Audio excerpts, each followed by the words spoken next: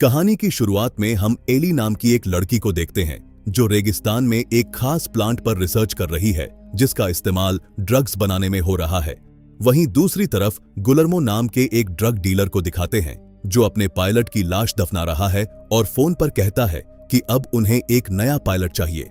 अगले दिन एली उस प्लांट की खोज में काफी आगे निकल जाती है जहां उसकी मुलाकात इलेक्स नाम की एक लड़की से होती है। इलेक्स बाइक राइडिंग कर रही होती है और बातचीत में पता चलता है कि उसकी मां नहीं है और उसके डैड शेरिफ होने के कारण हमेशा व्यस्त रहते हैं। इस वजह से इलेक्स बहुत अकेला महसूस करती है।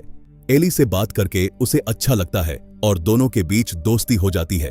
शाम होते ही इलेक्स चली जाती है और कुछ देर बाद एली भी जाने लगती है। तभी अचानक उसके सामने एक प्लेन क्रैश हो जाता है। एली वहां पहुंचती है तो पता चलता है कि पायलट बच गया है और वह एक स्मगलर है जो ड्रग्स की स्मगलिंग कर रहा था। ये जानते ही एली भागने लगती है लेकिन स्मगलर उस पर गोली चलाता है। हड़बड़ी में कार भगाने के चक्कर में उसकी गाड़ी एक पत्थर के बीच फंस जाती है और स्मगलर वहां आ पहुंचता है। वह उसे गोली मारने ही वाला होता है कि एली पूछती है कि क्या उसे पता है कि वे किस जगह पर हैं। स्मगलर को रास्ता नहीं पता, इसलिए वह एली को नहीं मारता और उसे शेल्टन सी ले चलने को कहता है। एली को बंदी बनाकर वह आगे बढ़ता है। जाने से पहले एली सारे ड्रग्स इकट्ठा कर लेती है और चालाकी से अपना मैप और मोबाइल छुपा लेती है। गुलर्मो को पता चलता है कि स्मगलर ड्रग्स लेकर निकल चुका है तो वह उसे ढूंढने निकल पड़ता है। एली और स्मगलर सफर कर रहे होते हैं।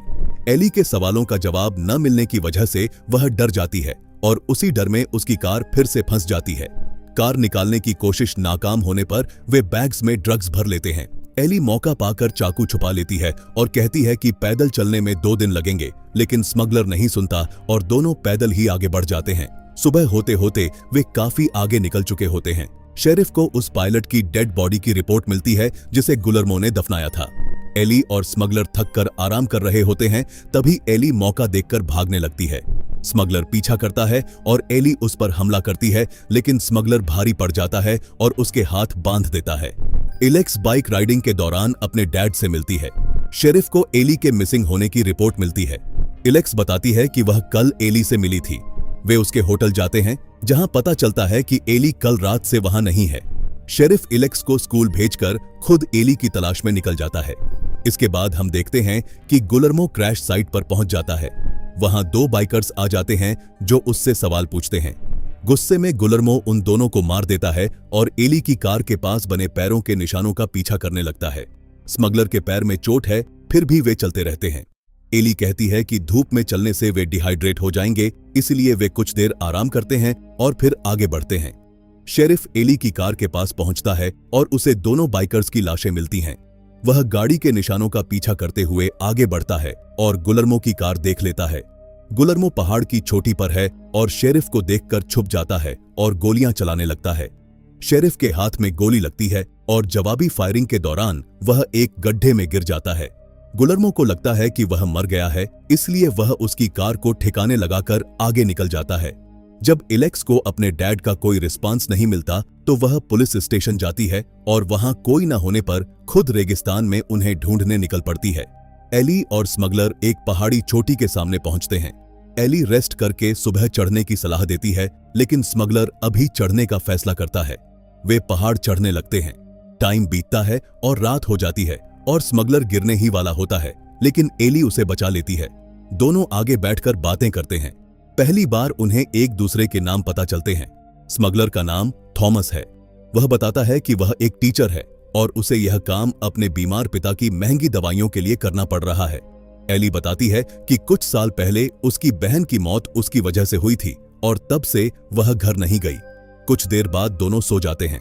एलेक्स उस जगह पहुंचती है जहां उसके डैड की कार है। उसे जमीन पर उनका बैज मिलता है। वह पहाड़ पर चढ़कर आवाज लगाती है और शेरिफ जवाब देता है। इलेक्स उनके पास पहुंचती है।